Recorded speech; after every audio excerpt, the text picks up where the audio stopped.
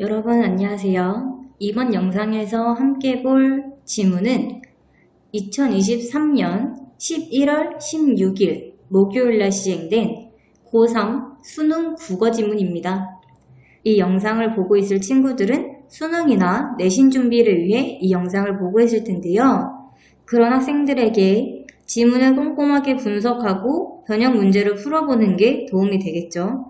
따라서 우리는 지문 분석을 보고 이와 관련된 문제 한 두세 개 정도만 보고 다음 지문으로 넘어가 보도록 하겠습니다.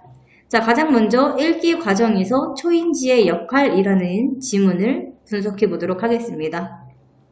자, 첫 번째 문단부터 가자면 독서는 독자가 목표한 결과에 도달하기 위해 글을 읽고 의미를 구성하는 인지행위이다. 지금 독서의 개념이 드러나 있습니다. 독서는 이런 인지행위야 라고 정의가 드러나는 거죠. 자, 성공적인 독서를 위해서는 초인지가 중요한데 그렇다면 이 초인지라는 것은 무엇이냐? 바로 독자가 자신의 독서 행위에 대해 인지하는 것으로서 자신의 독서 과정을 점검하고 조정하는 역할을 하는 게 바로 초인지입니다. 그래서 여러분들이 독서를 하고 그냥 끝내는 게 아니라 내가 지금 독서 과정이 적합한가? 내가 지금 읽기 전중 후 그 전략이 적절하게 사용되고 있는가? 이런 것들을 점검하고 조정해야만 지금 초인지가 기능을 하는 거겠죠. 자, 초인지는 글을 읽기 시작한 후 지속적으로 이루어지는 점검 과정으로 전 과정, 읽기 전, 읽는 중, 읽은 후 전 과정에 걸쳐 이루어집니다. 자, 독자는 가장 적절하다고 판단한 독서 전략을 사용하는데 그 전략이 효과적이고 문제가 없는지 평가하며 점검하는 게 바로 초인지라고 했죠. 자, 그래서 독서 중에 떠오르는 생각들을 살펴보고 그중 독서의 진행을 방해하는 생각들을 분류해 보는 방법으로 문제점이 무엇인지 파악해 볼 수 있습니다. 독서가 중단 없이 이어지는 상태이지만 문제가 발생한 것을 독자 자신이 인지하지 못하는 경우도 있어요. 의도한 목표에 부합하지 않는 방법으로 읽기를 진행하거나 자신이 이해한 정도를 판단하지 못하는 예가 바로 그것입니다. 그래 독서 진행 중간중간에 이해한 내용을 정리하는 방법을 사용할 수 있다. 자, 지금 이렇게 생길 수 있는 문제와 그거를 어떻게 해결하는지 그 해결 방안으로 구성되어 있네요. 초인지는 문제를 해결하기 위해 독서 전략을 조정하는 과정에도 동원됩니다. 독서 목표를 고려하여 독자는 지금 사용하고 있는 전략을 계속 사용할 것인지를 판단해야 합니다. 또 문제 해결을 위한 다른 전략에는 무엇이 있는지, 각 전략의 특징과 사용 절차, 조건 등은 무엇인지 알아야 합니다. 자, 여러분 우리 초인지 사용하기 좀 힘들죠? 이런 것들을 다 알아야 돼요. 그리고 새로운 전략, 자기에게 맞는 전략을 선택해야 됩니다. 그 선택한 전략을 수행하는 과정에서 독자는 초인지를 활용하여 점검과 조정을 되풀이하며 능동적으로 의미를 구성해 갈 수 있습니다. 자, 우리 첫 번째 독서 이론 지문은 크게 어렵지 않았다고 믿고 있습니다. 자, 이에 대한 변형 문제 한 두세 개 정도만 풀어보도록 할게요. 자, 우리 가장 먼저 1번 문제 풀어보도록 하겠습니다. 일시정지 누르고 1번 문제 한번 풀어보도록 할게요. 자, 여러분 우리 1번 같이 볼게요. 우리 1번에 적절하지 않은 거 바로 3번입니다. 우리 이 문단에서 의도한 목표에 부합하지 않는 방법으로 읽기를 진행하거나 자신이 이해한 정도로 판단하지 못하는 것처럼 독서가 중단 없이 이어지는 상태이더라도 문제가 발생한 상황이 있다고 설명하고 있기 때문이죠. 나머지 적절한 이유를 보자면 1번, 이 문단에서 문제 발생 여부의 점검을 위해서는 독서 진행 중간중간에 이해한 내용을 정리하는 방법을 사용할 수 있다고 설명하고 있습니다. 2번, 이 문단에서 초인지는 글을 읽기 시작한 후 지속적으로 이루어지는 점검 과정에 동원된다고 설명하고 있습니다. 4번, 1문단에서 초인지는 독서 과정을 점검하고 조정하는 역할을 한다고 설명하고 있으며 2문단에서는 독서 과정의 점검에 3문단에서는 독서 전략의 조정에 동원되는 양상을 설명하고 있습니다. 5번, 3문단에서 문제 해결을 위한 다른 전략에 무엇이 있는지 각 전략의 특징과 사용 절차, 조건 등은 무엇인지 알아야 한다고 설명하고 있으며 이를 고려하여 새로운 전략을 선택한다고 설명하고 있으므로 적절하게 됩니다. 따라서 1번에 적절하지 않은 거 바로 3번이라고 볼 수 있고요. 다음으로 7번 문제 풀어보도록 하겠습니다. 자, 7번도 일시정지 누르고 한번 풀어보도록 할게요. 자, 여러분 우리 7번 같이 볼게요. 우리 7번에 적절하지 않은 거 바로 3번입니다. 3문단에서 문제가 발생했을 경우 독서 목표를 고려하여 독자는 지금 사용하고 있는 전략을 계속 사용할 것인지를 판단해야 한다고 설명하고 있습니다. 따라서 독서 과정에 문제가 발생했다고 하더라도 현재의 상황에서 최적의 전략이라고 판단된다면 지금 사용하고 있는 전략을 계속 사용할 수 있습니다. 나머지 적절한 이유 보자면 1번 1문단에서 독서는 독자가 목표한 결과에 도달하기 위해 글을 읽고 의미를 구성하는 인지행위라고 설명하고 있습니다. 또한 마지막에 독자는 초인지를 활용하여 점검과 교정을 되풀이하며 능동적으로 의미를 구성해 간다고 설명하고 있기 때문에 적절하게 됩니다. 2번, 2문단에서 초인지는 글을 읽기 시작한 후 지속적으로 이루어지는 점검 과정에 동원된다고 설명하고 있으므로 적절합니다. 4번, 독서가 중단 없이 이어지더라도 문제가 발생할 수 있다라고 제시되어 있고 이에 대한 해결 방안으로 독서 중간중간에 이해한 내용을 정리할 필요가 있다는 해결 방안이 드러났으므로 적절하게 됩니다. 5번, 3문단에서 독자 자신이 사용할 수 있는 전략이 무엇인지 현재의 상황에서 최적의 전략이 무엇인지를 판단하여 새로운 전략을 선택해야 한다고 설명하고 있습니다. 따라서 독서 목표를 달성하기에 적절한 전략이라고 할지라도 독자가 사용하기 어렵다면 현재의 상황에서 최적의 전략이라고 할 수 없습니다. 따라서 적절하지 않은 거 바로 3번이었습니다. 자, 마지막으로 14번 문제 풀어보도록 하겠습니다. 14번도 일시정지 누르고 한번 풀어봐 주세요.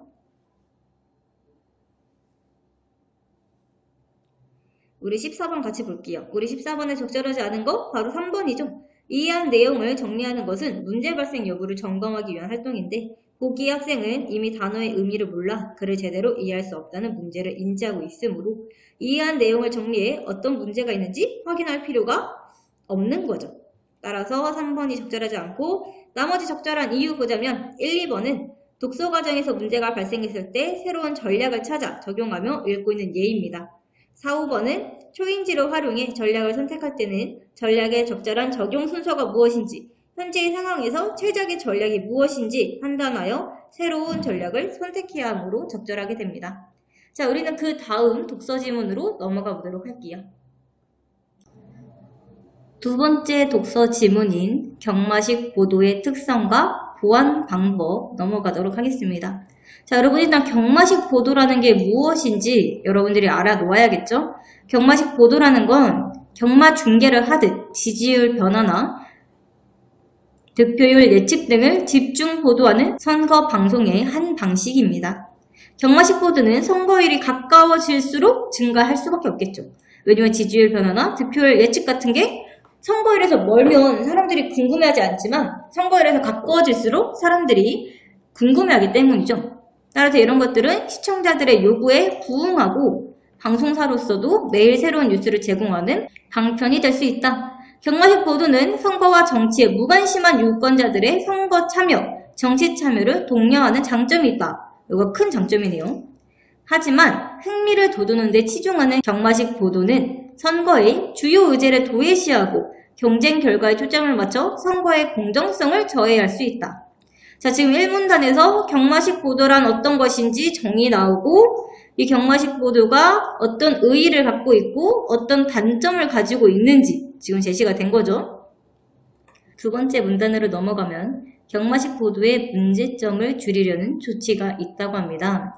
공직선거법의 규정에 따르면 당선인을 예상케 하는 여론조사를 실시하는 것은 언제든지 가능하지만 그 결과의 보도는 선거일 6일 전부터 투표 마감 시간까지 금지된다고 합니다. 이러한 규정이 국민의 알 권리와 언론의 자유를 침해하는지에 대해 헌법재판소는 신뢰할 수 있는 여론조사 결과라 하더라도 선거일에 임박해 보도하면 선거에 영향을 끼칠 수 있다며 합헌 결정을 내렸다. 자, 이게 무슨 얘기냐면 만약에 정치가가 A와 B가 있어요. 근데 A가 당선인이 될 것이다 라고 생각하는 비율이 만약에 80%를 넘어. 그러면 정치에 관심이 없던 사람들도 이 결과를 보고 뭐야, A가 당선인이 될 거라고 생각하는 사람들이 80%나 넘잖아. 그럼 나도 그냥 A 뽑아야지 라고 이렇게 휩쓸릴 수 있다는 거죠. 그래서 이런 문제점을 줄이고자 선거일 6일 전부터 투표 마감 시각까지 이런 여론조사의 결과의 보도가 금지된다라는 거죠. 그래서 이걸 여러분들이 한번 보면 되고요. 세 번째 질문 넘어가자면 경마식 보도로부터 드러난 선거방송의 한계를 보완하는 방책 중 하나로 선거방송 토론회가 활용될 수 있다. 이 토론회를 통해 후보자 간 정책과 자질 등의 차이가 드러날 수 있는데 현실적인 이유로 초청 대상자는 한정된다. 그래서 선거방송 토론회 규정은 5인 이상의 국회의원을 가진 정당이나 직전 선거에서 3% 이상 득표한 정당이 추천한 후보자 또는 언론기관의 여론조사 결과 평균 지지율이 5% 이상인 후보자 등을 초청 기준으로 제시하고 있다. 다만 초청 대상이 아닌 후보자들을 위해 별도의 토론회 개최가 가능하고 시간이나 횟수를 다르게 할 수 있다. 자, 이러한 규정이 선거운동의 기획운동 원칙을 침해하는지에 대해 헌법재판소는 위헌이 아니라고 결정했다. 다수 의견은 방송 토론회의 효율적 운영을 고려할 때 초청 대상 후보자 수가 너무 많으면 제한된 시간 안에 심층적인 토론이 이루어지기 어렵고 유권자들도 관심이 큰 후보자들의 정책 및 자질을 직접 비교하기 어렵다는 점을 지적하며 이 규정은 합리적 제한이라고 보았다. 그래서 우리도 이런 토론회 같은 거 약간 큰 정당에서 나온 후보자끼리 하고 그 외에 좀 소수 정당에서 나온 후보자끼리 하고 약간 이렇게 나뉘어서 토론회를 실시하죠. 자, 반면 소수 의견은 이 규정이 가장 효과적인 선거운동의 기회를 일부 후보자에게서 박탈하며 유권자에게도 모든 후보자를 동시에 비교하지 못하게 하고 초청 대상 후보자 토론회에 참여한 후보자와 그렇지 못한 후보자를 차별적으로 인식하게 만든다고 지적하였다. 이 규정을 소수 정당이나 정치 신인 등에 대해 자의적이고 차별적인 침해라고 본 것이다 라는 내용이었습니다. 자, 우리 이와 관련된 문제 3개 정도만 풀고 넘어가도록 할게요. 자, 우리 첫 번째로 풀 문제 바로 2번 문제입니다. 2번 풀 시간 줄 테니 한번 풀어보도록 할게요.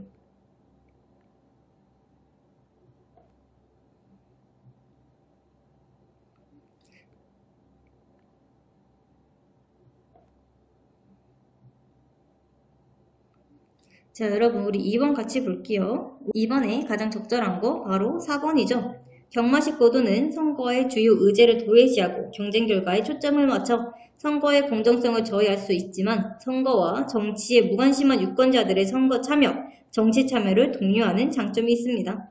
나머지 적절하지 않은 이유 보자면 1번 헌법재판소는 당선인을 예상케 하는 여론조사의 보도는 선거의 6일 전부터 투표 마감 시각까지 금지된다는 규정에 합헌 결정을 내렸을 뿐 당선인을 예상케 하는 여론조사의 위헌 결정을 내린 건 아닙니다.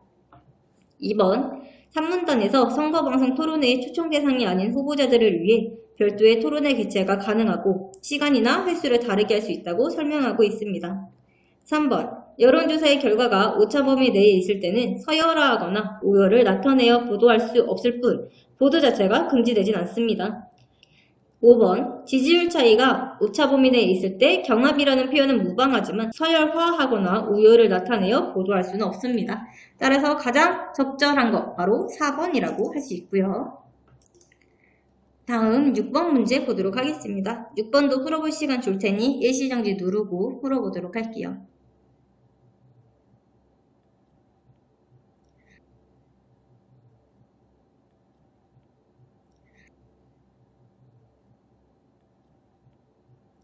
자, 우리 6번 같이 볼게요. 우리 6번에 적절하지 않은 잘못 이해한 사람은 바로 4번입니다. 경마식 보도는 선거와 정치에 무관심한 유권자들의 선거 참여, 정치 참여를 독려하는 장점이 있으므로 유권자들이 정치에 관심이 없는 상황에서는 경마식 보도가 좋은 방법이 될 수 있는 거죠. 따라서 4번 명진이가 잘못 이해한 거고요. 나머지 적절한 이유 보자면 1번 우리 1번은 여론조사 결과 보도, 선거일 6일 전부터 투표 마감 시각까지 금지된다고 했죠. 따라서 적절하고요. 2번 선거방송 토론회 규정은 직전 선거에서 3% 이상 득표한 정당이 추천한 후보자를 선거방송 토론회의 초청 기준으로 제시하고 있으므로 적절합니다. 3번 선거방송 토론회 규정이 소수정당이나 정치신인 등에 대한 차별이라고 보는 소수 의견이 제시되어 있으므로 적절하고요. 5번 초청 대상이 아닌 후보자들을 위해 별도의 토론회 개최가 가능하고 시간이나 횟수를 다르게 할 수 있다고 제시되어 있기 때문에 적절합니다. 따라서 6번에 적절하지 않은 거 잘못 이해한 사람 바로 4번 명진이라고 볼 수 있습니다. 자, 우리 마지막으로 11번 문제 풀어볼 건데요. 11번도 일시정지 누르고 풀어보도록 할게요.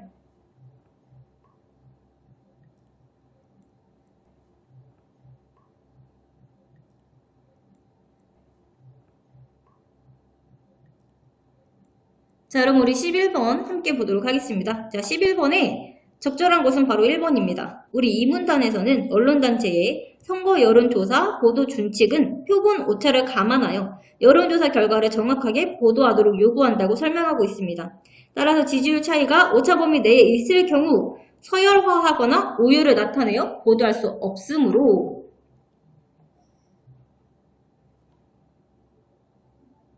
정확하게 보도해야 하기 때문에 이런 보기와 같은 보도는 불가능한 거죠. 따라서 1번이 가장 적절하게 되고요. 나머지는 보도가 불가능한 이유로 적절하지 않다는 거 여러분들이 한번 보고 넘어가면 될 것 같습니다.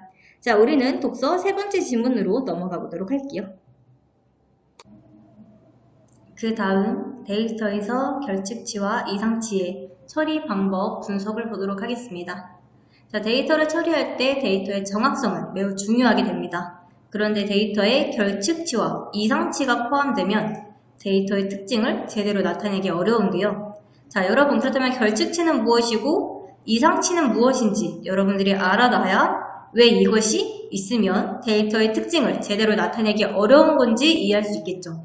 그러면 이 문단으로 넘어갈게요. 결측치는 데이터 값이 빠져있는 것이다. 당연히 데이터 값이 빠져있으면 특징을 제대로 나타내기 어렵겠죠? 그래서 결측치를 처리하는 방법 중 하나인 대체는 다른 값으로 결측치를 채우는 것인데 대체하는 값으로는 평균, 중앙값, 최빈값을 많이 사용한다. 중앙값은 데이터를 크기 순으로 정렬했을 때 중앙에 위치하는 값이다. 그래서 중앙값이죠. 크기가 같은 값이 복수의 경우에도 순위를 매겨 중앙값을 찾고 데이터의 개수가 짝수이면 중앙에 있는 두 값의 평균이 중앙값이다.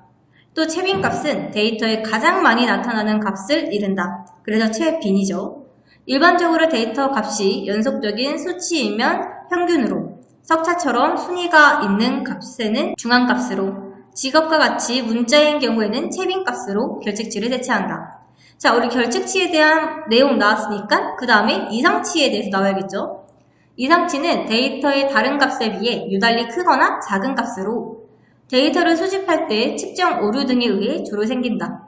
그러나 정상적인 데이터라도 데이터의 특징을 왜곡하는 데이터 값이 있을 수 있다. 자, 정상적인데 데이터의 특징을 왜곡하는 데이터 값, 이게 무엇인지 예를 들어서 한번 보도록 하겠습니다. 데이터가 어떤 프로 선수들의 연봉이고 그중 한 명의 연봉이 유달리 많다면 이상치가 포함된 데이터에 해당한다.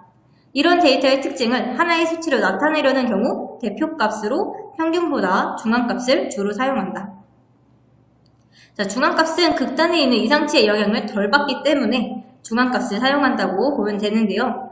평균을 사용하면 데이터의 특징을 왜곡할 수 있습니다. 예를 들어 개그맨의 평균 수입을 구하는 데이터에 유재석의 수입이 포함된 경우 평균을 구한다면 평균이 나머지 개그맨들의 수입보다 과도하게 높게 나타나겠죠. 따라서 대표값으로 평균보다는 중앙값을 주로 사용하게 되는 거예요.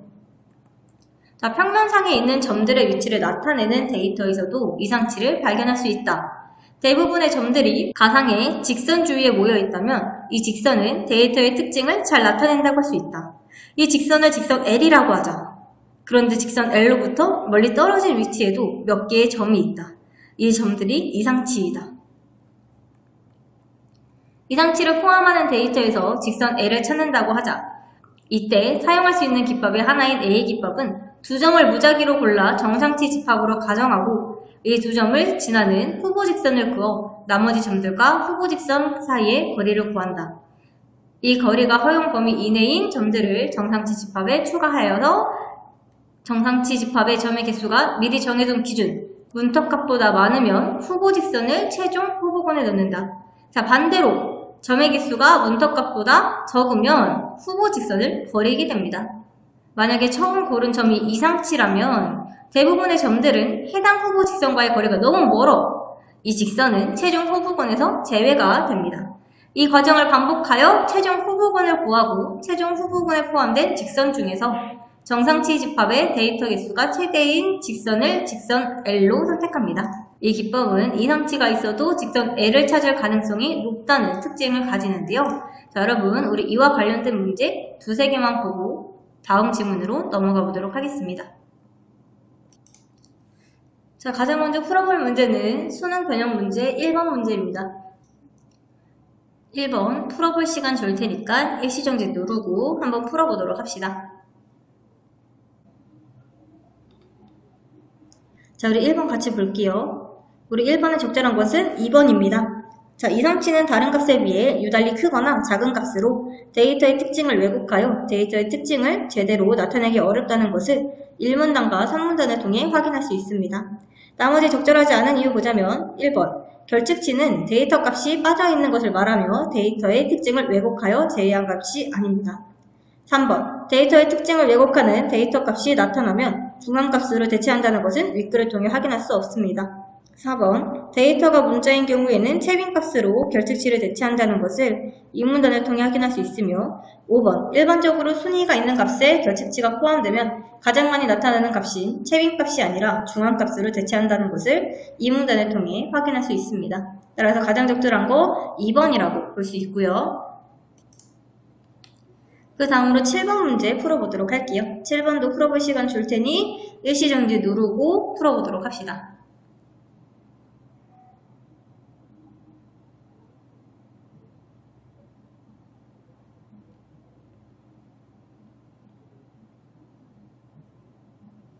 자, 여러분 우리 7번 같이 볼게요. 우리 7번에 가장 적절한 거 바로 3번이죠. 우리 여러분 평균 구하는 거 다 알죠? 이거 각각 더해서 5로 나누면 되죠. 그러면 6에 20이니까 20 나누기 5 하면은 4가 되죠. 따라서 평균은 4라고 볼 수 있습니다. 나머지 적절하지 않은 이유 보자면 1번 A의 중앙값은 4와 6의 평균인 5에 해당하고요. 2번 A의 채빈값은 6이죠. 4번 B의 중앙값은 2입니다. 5번 B는 순위가 있는 값이므로 일반적으로 중앙값으로 대체하며 또한 B의 평균은 4이므로 적절하다고 볼 수 없습니다. 따라서 가장 적절한 거 3번이라고 볼 수 있겠습니다.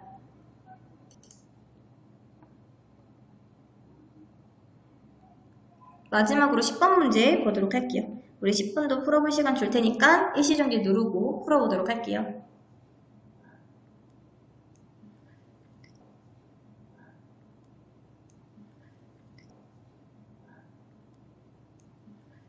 자, 우리 10번 같이 볼게요. 설명 방법으로 적절하지 않은 거 바로 4번이죠. 대상을 관찰하여 설명하는 부분은 드러나지 않습니다.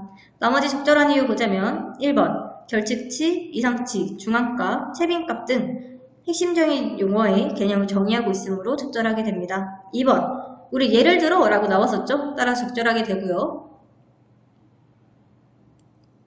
3번 결측치를 대체하는 값과 이상치의 특징에 대해 설명하고 있으므로 적절하게 됩니다. 5번 오문단에서 이상치를 포함하는 데이터에서 직선 L을 찾는 방법을 순서에 따라 설명하고 있으므로 적절하게 됩니다.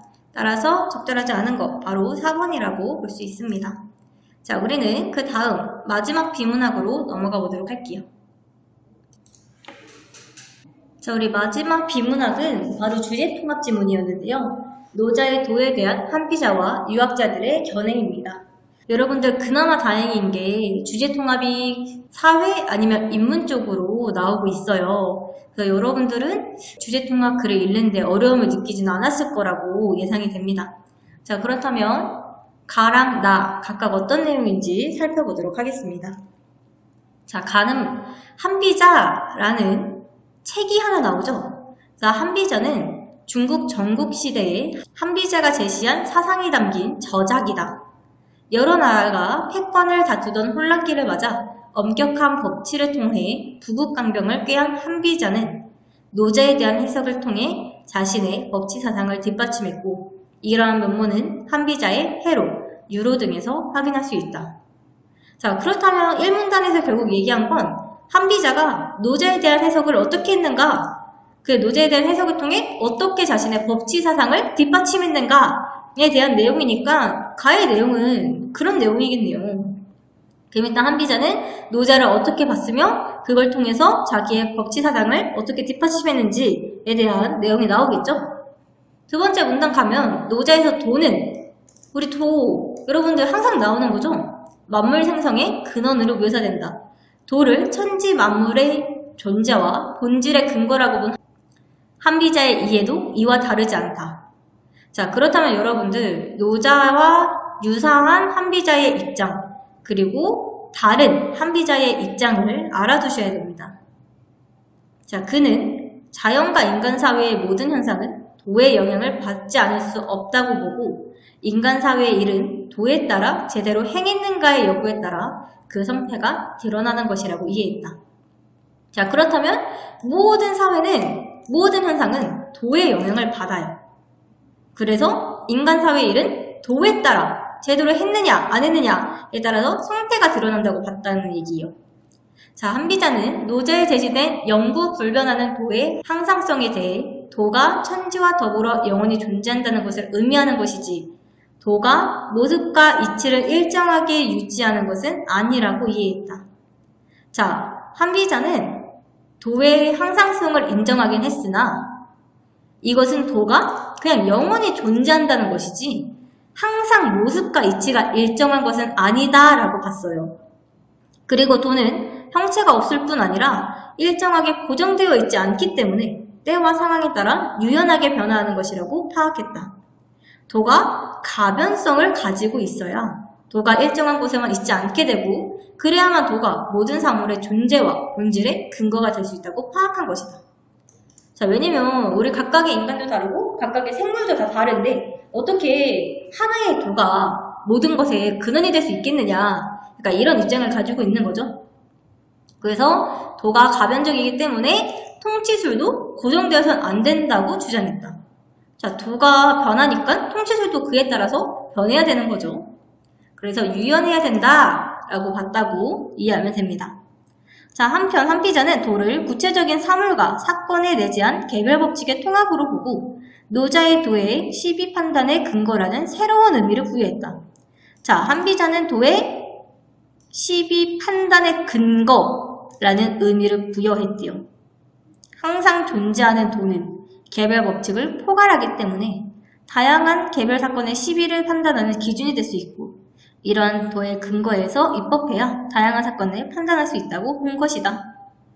자, 그래서 인간의 욕망을 사회 혼란의 원인으로 지목한 노자의 견해에 동의하면서도 노자에서처럼 욕망을 없애야 한다고 주장하지 않고 인간의 욕망은 필연적이므로 욕망을 제어하기 위한 법이 필요하다고 강조했다.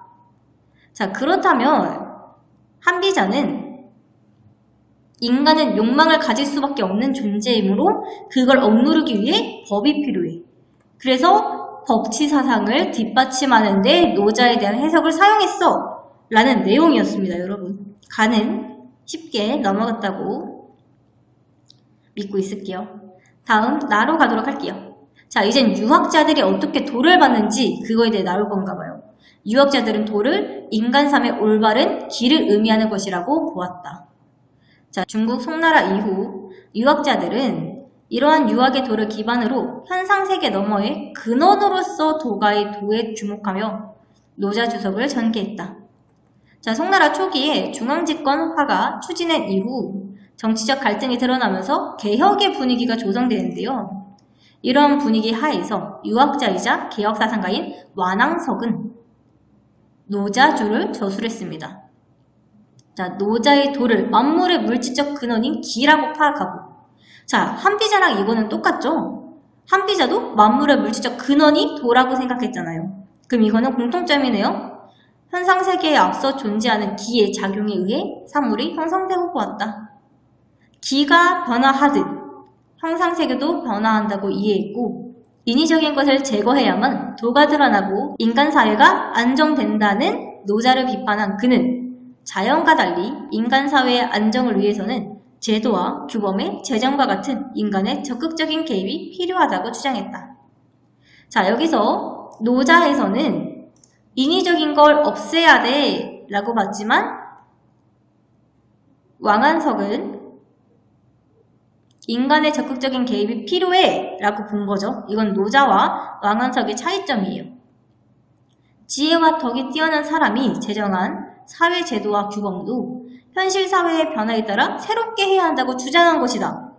자, 우리 이거 한비자도 앞에서 통치술 고정되지 않는다, 유연해야 된다 라고 봤는데 왕한석도 마찬가지로 통치술을 고정해서는 안 된다 라고 본 거죠. 자, 그 다음에 오징이라는 사람이 나와요. 오징에게 이런 도교는 주술적인 종교에 불과했대요. 유학자의 입장에서 그는 잘못된 가르침을 펴는 도교의 사람들이 빠지는 것을 경계했다. 그는 도교의 시주로 간주된 노자의 가르침이 공자의 학문과 크게 다르지 않음을 밝히고자 도덕 징경주를 저술했다. 자, 그렇다면 이 사람은 노자는 새로운 게 아니야. 공자의 학문과 크게 다르지 않아 라고 봤다는 거죠. 그는 도와 유학 이념을 관련짓는 구조를 추가하는 등 노자의 일부 내용을 바꾸고 기존 구성 체제를 재편했다. 노자의 도를 근원적인 불변하는 도로 본 그는 자, 얘는 도가 불변한다고 봤네요. 모든 이치를 내재한 도가 현실화하여 천지 만물이 생성된다고 이해했다. 이런 관점에서 그는 유학의 인의 예지가 도의 선택 때문에 나타난 것이라는 노자와 달리 도가 현실화하여 드러난 것으로 해석했고 인간이 마땅히 따라야 할 사회규범과 사회질서 체계도 도가 현실화한 결과로 파악했다. 자, 그 다음에 설해라는 사람이 나와요. 설해는 자신의 학문적 소신에 따라 노자 집회를 저술했대요. 그래서 그는 공자도 존중했던 스승이 노자이므로 노자 사상에 대한 오해를 불식해야 한다 보았으며 기존의 주석서가 노자의 진정한 의미를 제대로 밝히지 못했기 때문에 유학자들이 노자를 이단으로 치부했다라고 파악했대요. 그래서 노자의 도를 인간의 도덕 본성과 그것의 근거인 천명으로 이해하고 본성과 천명의 이치를 탐구한다는 점에서 노자 사상과 유학이 다르지 않다고 보았습니다. 자, 이와 관련된 문제 두세 개만 풀어보고 다음으로 넘어가도록 할게요. 자, 가장 먼저 1번 문제 풀어보도록 하겠습니다. 1번 일시정지 누르고 풀어보도록 하세요.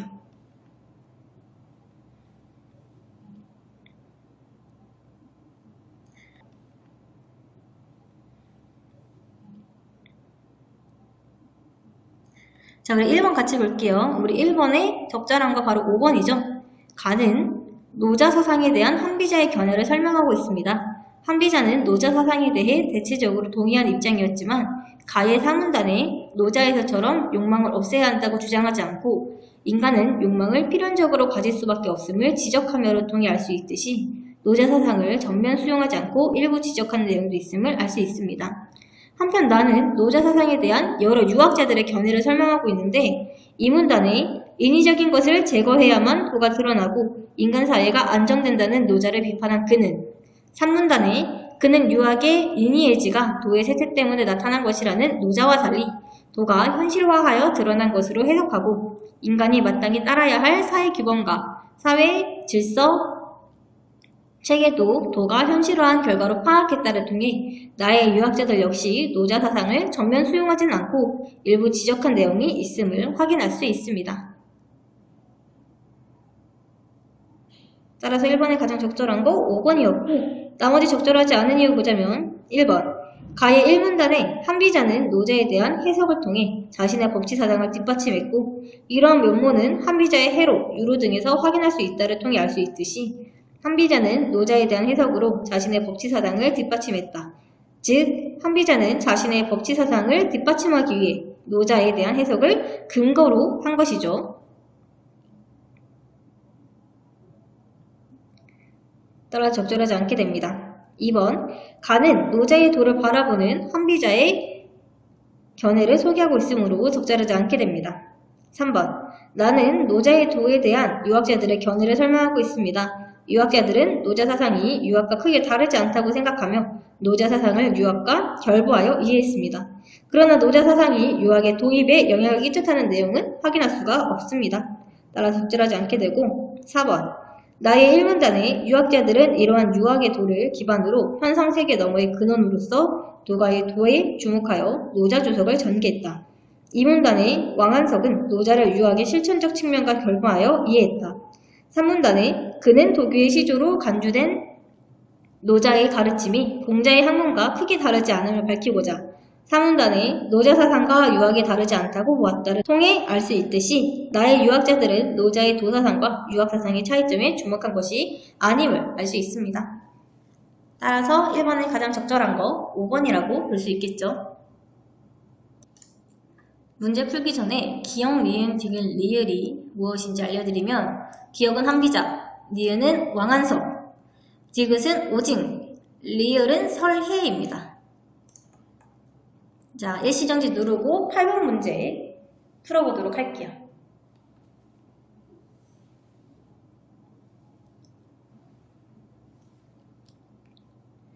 자, 여러분 우리 8번 같이 볼게요. 8번 가장 적절한 거 2번이죠. 가의 1문단에 여러 나라가 패권을 다투던 혼란기를 맞아 엄격한 법치를 통해 부국강병을 꾀한 한비자 4문단에 인간은 욕망을 필연적으로 가질 수밖에 없음을 지적하며 욕망을 제어하기 위해 법이 필요하다고 강조했다를 통해 기역은 바로 한비자는 사회의 안정을 위해 사회 제도와 규범, 즉 법이 필요하다고 생각했음을 알 수 있습니다. 한편 나의 2문단에 인간 사회의 안정을 위해서는 제도와 규범의 제정과 같은 인간의 적극적인 개입이 필요하다고 주장했다. 지혜와 덕이 뛰어난 사람이 제정한 사회제도와 규범도 현실 사회의 변화에 따라 새롭게 해야 한다고 주장한 것이다를 통해 알 수 있듯이 니은 역시 사회의 안정을 위해 사회제도와 규범, 즉 법이 필요하다고 생각했음을 알 수 있습니다. 따라서 적절한 거 바로 2번이라고 볼 수 있고요. 나머지 적절하지 않은 이유 보자면 1번 가의 3문단에 인간의 욕망을 사회 혼란의 원인으로 지목한 노자의 견해에 동의하면서도 노자에서처럼 욕망을 없애야 한다고 주장하지 않고 인간은 욕망을 필연적으로 가질 수밖에 없음을 지적하며 욕망을 제어하기 위해 법이 필요하다고 강조했다를 통해 알 수 있듯이 기역은 욕망은 제거가 불가능하다고 생각했음을 알 수 있습니다. 3번 가의 2문단의 노자에서 도는 만물 생성의 근원으로 묘사된다. 도를 천지 만물의 존재와 본질의 근거라고 본 한비자의 이해도 이와 다르지 않다. 3문단에 한비자는 노자에 제시된 영구불변하는 도의 항상성에 대해 도가 천지와 더불어 영원히 존재한다는 것을 의미하는 것을 통해 기역은 도를 근원적이고 불변하는 대상으로 보았음을 알 수 있습니다. 한편 나의 3문단에 노자의 도를 근원적인 불변하는 도로 본 그를 통해 알 수 있으지 디귿 역시 도를 근원적이고 불변하는 대상으로 보았음을 알 수 있습니다. 4번 나의 2문단에 따르면 니은은 도를 만물의 물질적 근원인 기라고 파악하고 현상세계에 앞서 존재하는 기의 작용에 의해 사물이 형성된다고 보았으므로 도는 만물에 앞서서 존재하는 것이 아니라 만물을 통해 드러나는 것으로 보지 않았을 것임을 알 수 있습니다. 또한 나의 3문단에 따르면 디귿은 모든 이치를 내재한 도가 현실화하여 천지 만물이 생성된다고 보았으므로 도는 만물에 앞서서 존재하는 것이 아니라 만물을 통해 드러나는 것으로 보지 않았을 것임을 알 수 있습니다.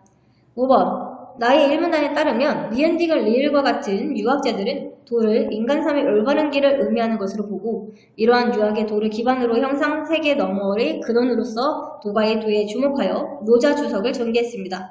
즉 니은 디귿 리을 모두 노자 사상과 유학을 결부시켜 이해한 것으로 2문단의 노자를 유학의 실천적 측면과 결부해 이해했다. 3문단에 그는 도교의 시조로 간주된 노자의 가르침이 공자의 학문과 크게 다르지 않음을 밝히고자 도덕 징정주를 저술했다. 그는 도와 유학 이념을 관련짓는 구조를 추가하는 등 노자의 일부 내용을 바꾸고 기존 구성체제를 재편했다. 3문단에 그는 공자도 존중했던 스승의 노자이므로 노자 사상에 대한 오해를 불식해야 한다고 보았다. 노자 사상과 유학이 다르지 않다고 보았다 등을 통해 이를 확인할 수 있습니다. 따라서 적절하지 않게 되죠. 그래서 8번에 가장 적절한 거 2번이라고 볼 수 있습니다. 자, 11번 볼게요. 11번 보기에서 노제에 담긴 도에 대한 내용이 아닌 것을 모두 고르는 거고요. 자, 이것도 일시정지 누르고 풀어보도록 합시다.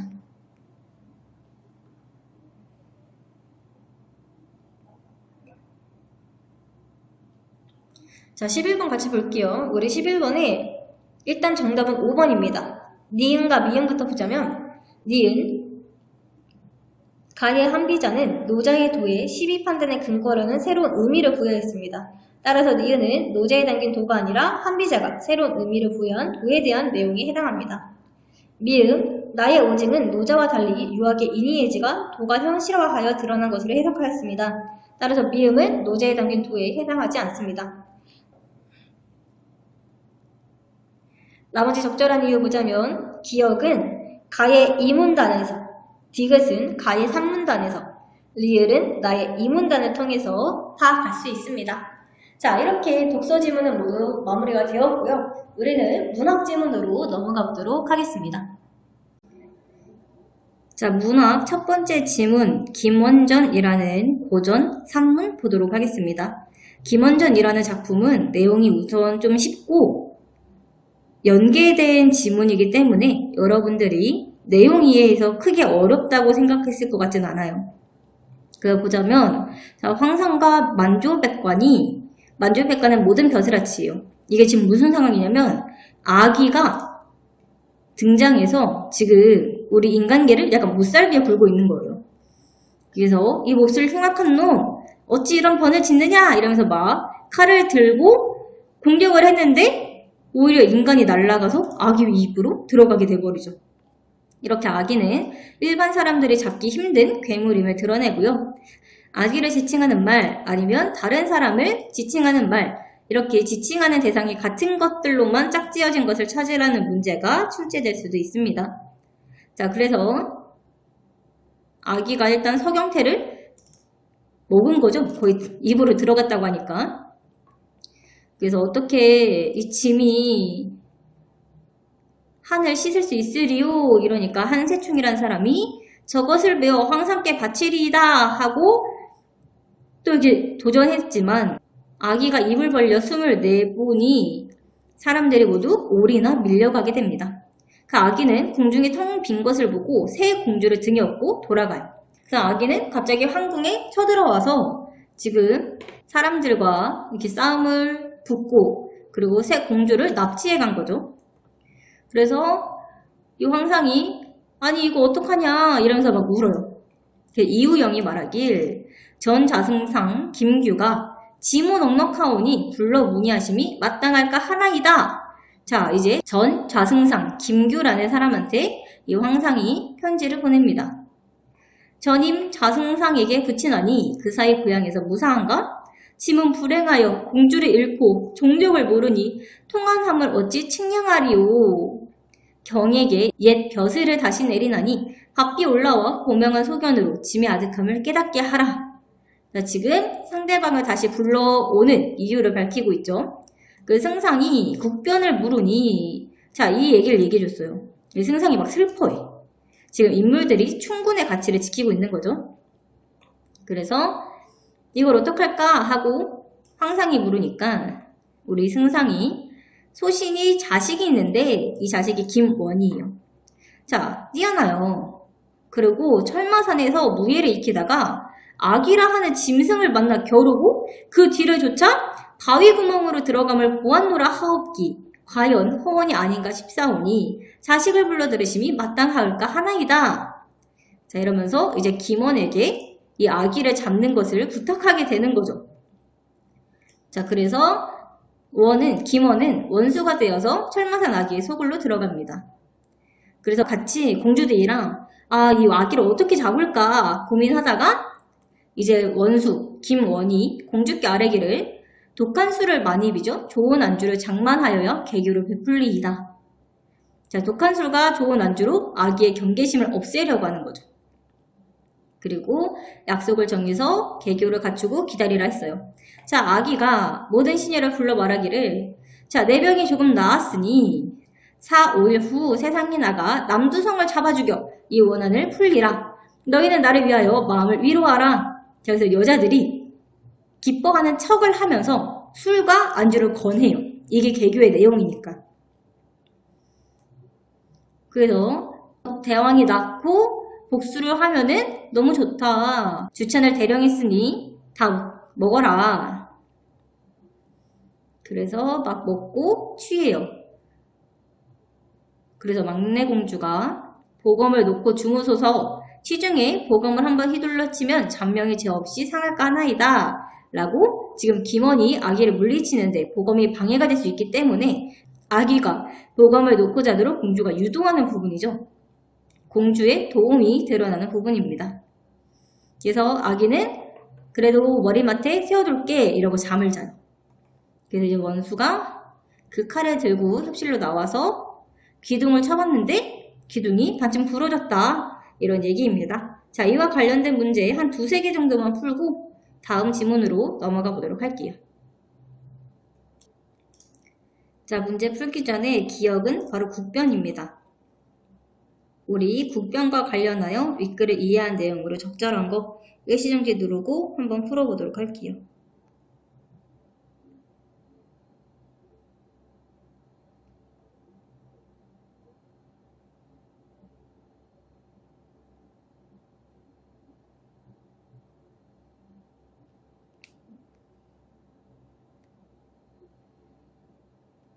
자, 적절한 거 바로 3번이죠. 자, 국군이 불행하여 새 공주를 일시에 잃었으니 짐의 이 원을 어찌하리요? 경의 소견으로 이 일을 도모하면 평생에 한해 풀리로다 등을 통해서 알 수 있습니다. 남을 적절하지 않은 이유 보자면 1번 이유영이 황상의 말을 듣고 기억을 인지하는 것이 아니라 이미 알고 황상에게 기억을 해결할 임무를 청구하는 것을 통해 적절하지 않음을 알 수 있습니다. 2번 이유영이 승상에게 기억을 해결할 인물에 대해 듣는 것이 아니라 이유영이 승상을 부를 것을 제안하고 승상이 기억을 해결할 인물을 청구하는 것이므로 적절하지 않습니다. 4번 우리 승상의 자식은 그냥 이렇게 철마산에 가서 무예를 익히다가 그 산에서 아기를 만나서 쫓았다고 했죠. 그래서 승상의 자식이 기억에 발발할 것이라고 예견했다고 보기 어렵습니다. 5번 자, 공주가 원에게 기억을 해결할 수 있는 계략을 말하는 게 아니라 원이 공주에게 기억을 해결할 수 있는 계략을 말하는 거죠. 또한 기억을 해결한 무기를 전달한 인물은 공주이므로 적절하지 않습니다. 따라서 적절한 거 바로 3번이라고 볼 수 있습니다. 자, 우리 그 다음 문제 풀기 전에 A는 막내 공주예요, 여러분. 우리 11번 문제 일시정지 누르고 풀어보도록 합시다.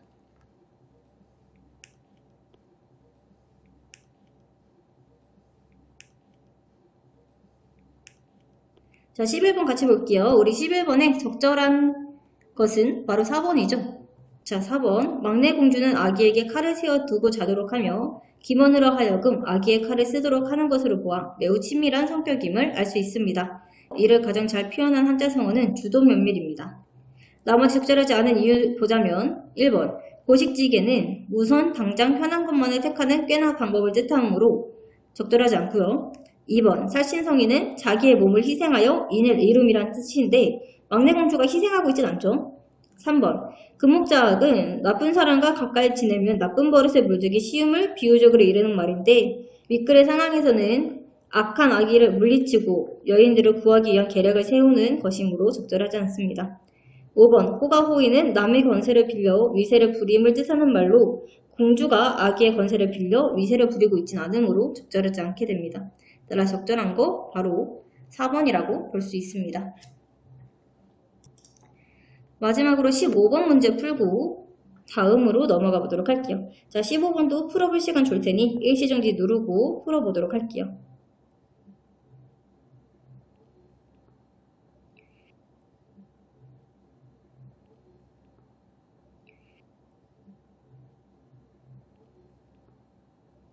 자, 그럼 15번 적절하지 않은 거 바로 5번입니다. 여인들과 공주의 말을 의심하지 않고 술을 마시고 잠이 들었으므로 적절하지 않게 되고요.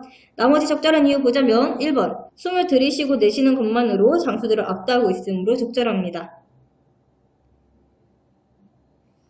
2번 황상이 재신과 함께 정신을 겨우 차려 황궁하니 새 공주가 다 없었다 라고 하므로 적절합니다. 3번은 아기가 원의 칼을 상한 머리라는 부분이 드러나 있으므로 적절하게 됩니다. 4번 승상이 창법 검술이 일세에 무쌍한 기원을 청구하는 부분을 통해 적절하게 됩니다. 따라서 적절하지 않은 거 바로 5번이라고 볼 수 있습니다. 자, 우리는 그 다음 지문으로 넘어가도록 할게요. 자, 우선 문부터 보도록 하겠습니다. 자, 흰 벽에는 어련히 해될 적마다 나뭇가지가 그림자되어 떠오를 뿐이었다. 그러한 정밀이 천년이나 머물렀다 한다. 지금 이렇게 시간의 흐름이 드러나는 거죠. 단청은 연년이 빛을 잃어 두리기둥에는 틈이 생기고 이제 시간이 흐르면서 인간들의 역사인 단청과 두리기둥은 빛을 잃고 틈이 생기게 된 거예요. 그래서 벽과 바람이 쓰라리게 스며들었다. 그러나 험상궂어가는 것이 서럽지 않았다. 자, 지금 인간의 역사가 쇠락해가고 있는데 이게 서럽지 않다라고 지금 쇠락해가는 인간의 역사가 자연이 가진 변화의 힘을 수용하고 있음을 드러내고 있습니다. 기앗장마다 푸른 이끼가 앉고 세월은 소리 없이 쌓였으나 문은 성기 닫혀진 채 멀리 지나가는 바람 소리에 귀를 기울이는 밤이 있었다. 자, 문은 변함없는 것이에요. 새로운 역사를 생성할 가능성을 실현하고자 하고 문을 의인화하여 표현하고 있습니다. 그래서 지금 자연의 영향을 받으면서도 자연이 가진 변화의 힘에서 생성의 가능성을 찾고 있는 거죠.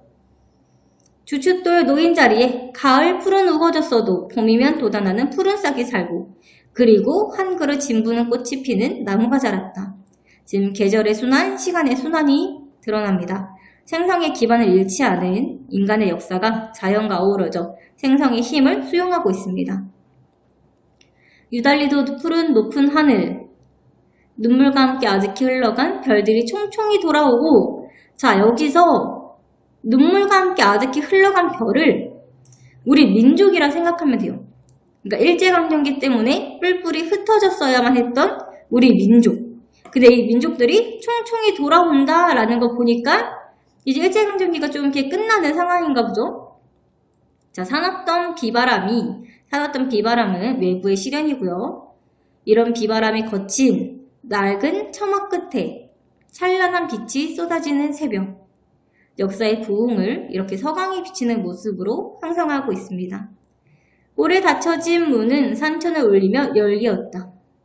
지금 순환하는 자연 속에서 인간의 역사를 다시 생성할 가능성이 나타나고 있어요. 왜냐면 닫혀있던 문이 열렸으니까. 그립던 깃발. 자, 깃발은 마음속에 품고 있던 소망을 드러내는 거예요.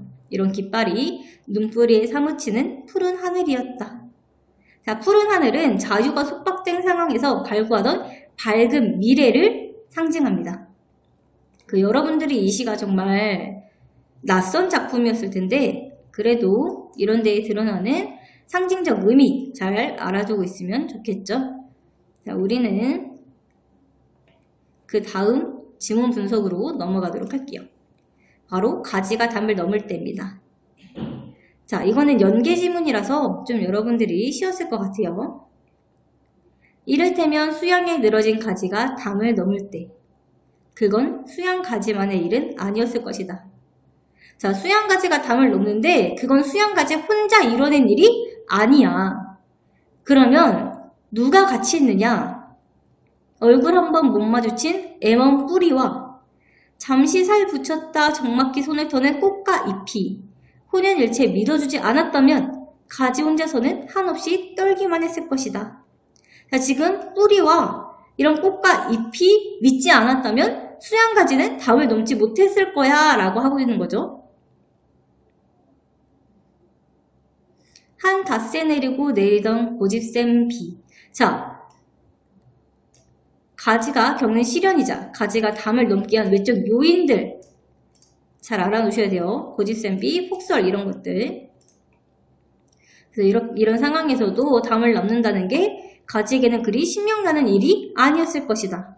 무엇보다 가지의 마음을 머무세우고 담 밖을 걷어두는 저 금단의 담이 아니었으면 담의 몸을 가르지르고 담의 정수리를 타넘어 담을 열 수 있다는 걸 수양에 늘어진 가지는 꿈도 꾸지 못했을 것이다. 지금 넘어야 할 담이 있기 때문에 수양가지가 담을 넘을 꿈을 꾸게 되었다는 역설적 상황이 드러납니다.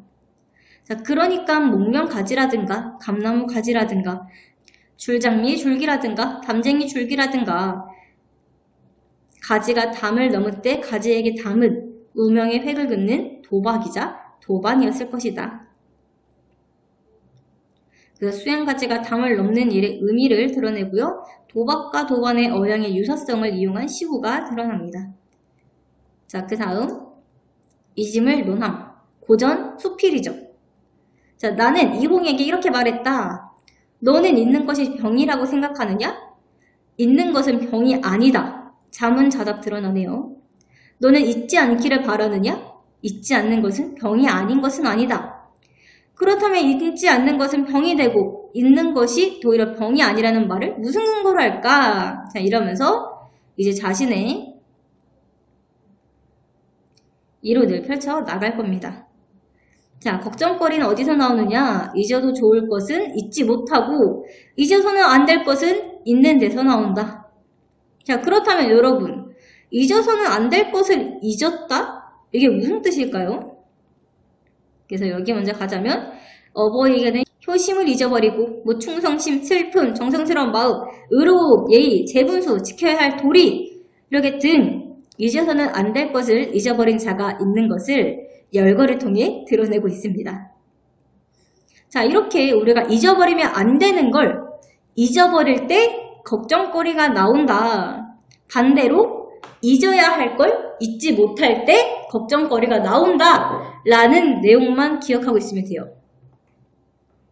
자, 그래서 잊어서는 안 될 거 이렇게 여러분들이 쭉 보면 되고, 자, 잊어도 좋을 것을 무엇인지를 알고 잊어서는 안 되는 것이 무엇인지 아는 사람. 자, 우리 잊어야 할 것과 잊으면 안 되는 것을 정확하게 구별할 수 있는 사람은 즉 글쓴이가 지향하는 사람, 인물상이라고 볼 수 있겠죠.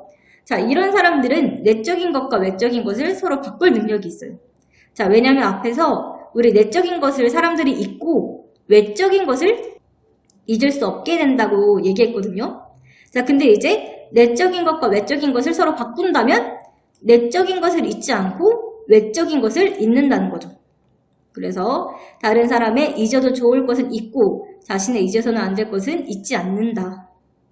여러분들도 잊어야 할 것과 잊지 말아야 할 것을 구별해서 알아두고 각각을 잊고 잊지 말고 이거를 구분하는 게 중요하다고 교훈을 주는 글이었습니다. 자, 이와 관련된 문제 2개 정도만 풀어볼게요. 자, 우리 일단 7번 문제 풀어볼 건데, 자, 가는 김종길의 문, 나는 가지가 담을 넘을 때, 다는 이짐을 논함입니다. 일시정지 누르고 풀어보도록 할게요.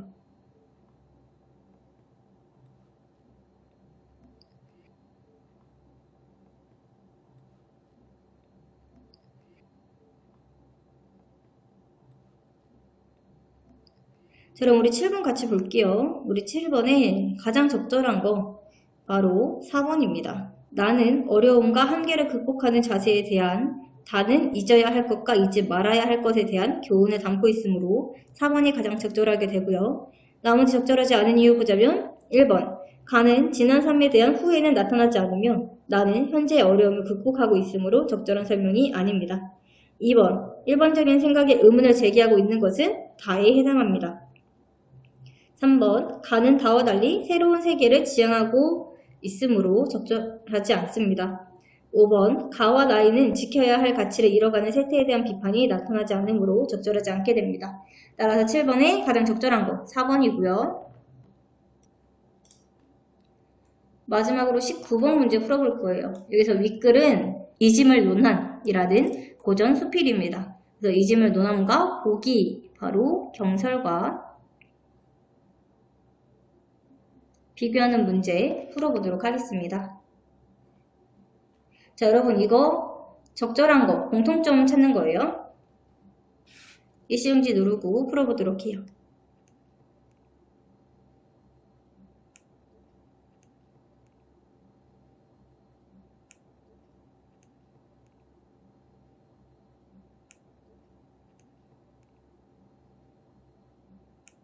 자, 우리 19번 같이 볼게요. 우리 19번에 적절한 거 바로 2번이죠.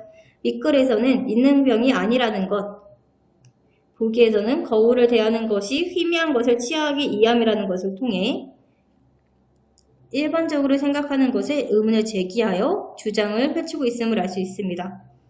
나머지 적절하지 않은 이유 보자면 1번 보기에서는 물음을 활용하고 있지만 자문자답은 드러나지 않고요.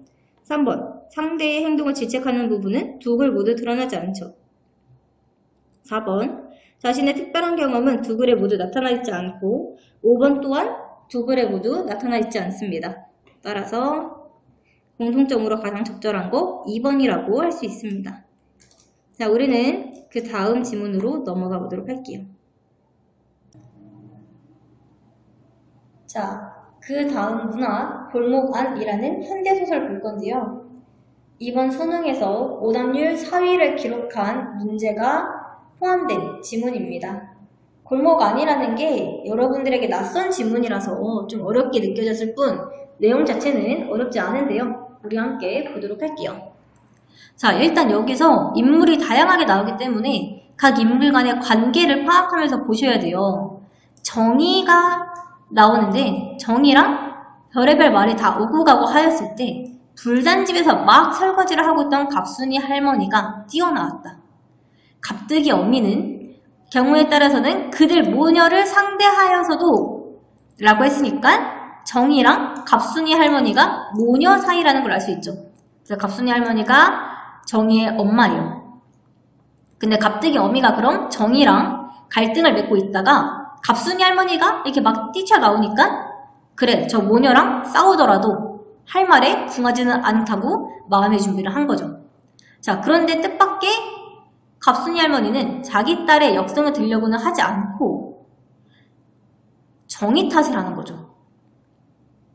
그래서 갑득이 어미는 그 당장에는 귀에 솔깃하여 그렇지 자기가 먼저 말을 냈지. 나야 그저 대꾸한 죄밖에 없으니까 이러면서 그래 난 죄가 없어. 갑순이 할머니가 얘기한 것처럼 정의의 문제야 라고 판단을 한 거예요. 자, 그런데 나중에 깨달으니 그것은 얼토당토 않은 생각으로 갑순이 할머니가 그렇게 자기 딸을 꾸짖으며 한사코 집으로 데리고 들어간 것에는 아, 그 배지 못한 행랑껏하고 쌈이 무슨 쌈이냐? 똥이 무서워 피하니 더러우니까 피하는 거지. 이러면서 그러한 사상이 들어있던 것이 분명하였다. 사실 을뜨기 녀석이 나중에 보고하는데 들으니까 자, 을뜨기는 갑뜨기 어미의 자식이에요. 그래서 첫째가 갑뜨기고 둘째가 을뜨기라고 생각하면 돼요. 그 저녁 때 돌아온 집주름 영감이 그 얘기를 듣고 나자 자, 지금 어떻게 된 거냐면 정이랑 갑뜨기 어미가 싸우다가 갑순이 할머니가 뛰어나왔죠. 근데 정이한테 아유 너 문제다 하고 정이를 끌고 갔어. 자, 근데 집에서 집주름 영감이랑 하는 얘기를 을뜨기 녀석이 들은 거예요. 여기서 집주름 영감은 누구냐면 갑순이 할머니의 남편이자 정이의 아버지예요. 그래서 지금 집 안에서 집주름 영감이랑 갑순이 할머니가 얘기를 하는데 을뜨기 녀석이 그걸 듣고 말을 전한 거죠. 이걸 잘 알아두셔야 돼요. 자, 그 왜 집주름 영감이랑 갑순이 할머니가 싸움을 말렸느냐? 그런 상껏하고 욕지거리를 하고 그러다니 째째째 하고 혀를 차니까 늙은 마누라는 또 마주 앉아서 그렇죠. 그렇고 말고요. 싸움을 허더라도 같은 양반끼리 해야지. 그런 것하고 하는 건 꼭 하늘 보고 침 뱉기지. 그 여기 다 내게 돌아오지. 소용 있나요? 자, 집주름 영감이랑 갑순이 할머니는 아직 신분의 차이에 따라서 행동을 하시는 분이라서 이런 갑자기 어미 같은 상꽃이랑 지금 욕지거리를 하면서 싸우는 정의를 쪽팔려 한 거예요. 그래서 정의를 만류하면서 집으로 데리고 간 거죠. 그리고 휴 하고 한숨조차 내쉬는데 방 안에서들 그러는 소리가 대문 밖까지 그대로 들리더라 한다. 자, 지금 말을 전하는 문무라 한다의 주체가 인물일 수도 있고 서술자일 수도 있기 서술한 것은 인물의 경험을 전하기만 하고 특정 인물의 편에 서지 않으려는 서술자의 태도가 드러나는 거예요. 집안에서 대화가 이웃에 노출되어 바로 을뜨기한테 노출되어 인물의 속내가 드러나는 부분이죠. 자, 그런데 중략 부분 줄거리 보면 골목 안 9가구가 공동변소처럼 쓰는 불단집 소유의 뒷간에 양서방이 갇힌다. 양서방은 갑득이 어미의 서방님이에요. 남편이죠, 남편. 그러니까 양서방이 갇히니까 양서방은 아니 제 집 뒷간도 아니고 남의 집 것을 그렇게 기가 나서 꾹꾹 잠그고 그럴 거니 뭐 있노? 자, 여기서 알 수 있는 건 갑순이 할머니가 앞에서 불단집에서 마악 설거지를 하고 있었잖아요. 그게 갑순이 할머니가 불단집의 소유자가 아니라 갑순이 할머니도 불단집에서 일을 도와주는 사람일 뿐이에요. 그래서 여기서 이 늙은이가 갑순이 할머니를 의미하는데 그 자기 집도 아니고 남의 집 것을 왜 이렇게 꾹꾹 잠그는 거야? 라고 양서방이 이렇게 궁시렁궁시렁 거리는 거죠. 그 막 혼자 고민해요. 왜냐면 갇혔으니까. 소리를 질러볼까? 그러기엔 흔히 자기가 꼭 어떤 수상한 인물인 듯 싶게 스스로 느껴지는 경향이 있어. 그래서 누가 문을 잠궜어? 문 좀 여세요. 하고 그냥 중얼중얼 대고 흔들어서 자물쇠 소리만 덜거덕거렸던 거예요. 자, 을뜨기한테 저의 아비가 불단집 뒷간에 갇혀 있다는 말을 듣고 갑득이 어미는 이거는 나한테 안 좋은 생각을 품고 있던 갑순이 할머니가 계획한 일이다 라고 혼자 마음에 단정해요. 그러니까 오해를 한 거죠. 그 앞에 이러한 일들이 있었으니까 어차피 나를 좋게 안 보니까 일부러구나 라고 오해를 한 거예요. 자, 그래서 갑순이 할머니한테 막 따져요. 애아범이 미우면 어떻게는 못해서 이런 데에 가두냐. 자, 이런 데서 사투리가 많이 드러나죠. 그 갑순이 할머니는 억울하죠. 그래서 아니야, 괜한 소리야. 모르고 그랬어. 내가 뭐 알고 그러겠니? 라고 하는데 갑득이 어미는 모르면 왜 몰라요. 알고 한 거지. 이러면서 계속 오해를 하는 거죠. 그래서 추측을 바탕으로 상대의 발언이 신뢰하기 어렵다고 반박하고 상대의 반응에 아랑곳하지 않고 거짓으로 답했다며 몰아붙이고 있는 거죠. 그래서 지금 갈등 상황이 지속되고 있는 거예요. 자, 근데 구역 나온 이웃 사람들이 에이 설마 갑순이 할머니께서 그랬겠어? 라고 하면서 갑순이 할머니의 편을 들어주는 거죠. 그래서 또 양서방이 머뭇거리다가 자물쇠 찰 때 내가 소리만 냈어도 알았을 텐데 미처 못 그래서 이리 된 거야 라고 약간 자기 탓을 하니까 갑자기 어미는 집주름집 마누라를 좀 더 공박할 것을 단념하여 버릴 수밖에 없는 동시에 그러니까 채 무어 말할 새도 없이 문이 잠겨서 그냥 갇힌 채 누구 오기만 기다린 게로군. 자, 쉼표가 이 소설 자체에 많이 사용돼요. 근데 박태환의 소설을 보면은 쉼표가 사용된 게 많습니다. 그래서 이런 특징들은 알아두시면 되고요. 그래서 이렇게 골목안이 마무리가 되었습니다. 자, 이와 관련된 문제 2개 정도만 풀고 마지막 문학으로 넘어가도록 하겠습니다. 자, ABC가 일단 어딘지 알려드리자면 A는 여기, B는 여기, C는 여기예요. 그러니까 A는 갑득이 어미가 갑순이 할머니 오해하는 장면, 그리고 B는 갑순이 할머니가 나 억울하다 하는 장면, 그리고 C는 갑득이 어미가 갑순이 할머니 못 믿고 계속 이렇게 몰아붙이는 장면이에요. 자, 우리 2번 일시정지 누르고 풀어보도록 하겠습니다.